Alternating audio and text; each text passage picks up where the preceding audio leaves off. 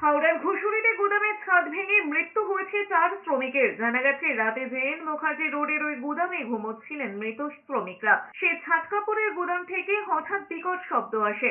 সঙ্গে সঙ্গে সেখানে ছুটে যান স্থানীয় বাসিন্দারা। তারা গিয়ে দেখেন ওই গুদামের ছাদের একটি অংশ ভেঙে পড়েছে। ঘটনাস্থলে এসে পৌঁছয় হাওড়া সিটি পুলিশের শীর্ষ কর্তারা। দমকল ও বিপর্যয় মোকাবিলা বাহিনীর সদস্যরা উদ্ধার কাজ শুরু করেন। এদিন ওই ধ্বংসস্তূপ সরাতেই রক্তাক্ত অবস্থায় একজন শ্রমিককে পাওয়া যায়। সঙ্গে সঙ্গে তাকে উদ্ধার করে হাওড়া জেলা হাসপাতালে নিয়ে গেলে ওই শ্রমিককে মৃত বলে ঘোষণা করেন চিকিৎসকরা। এরপর ওই ধ্বংসস্তূপ থেকে আরো 3 জন শ্রমিকের খোঁজ মেলে, যদিও তাদের দেখে তখনও প্রাণ ছিল না। আচমকা কিভাবে ওই গুদামের ছাদের একাংশ ভেঙে পড়লো তা এখনো জানা যায়নি। ঘটনার তদন্ত শুরু করেছে পুলিশ।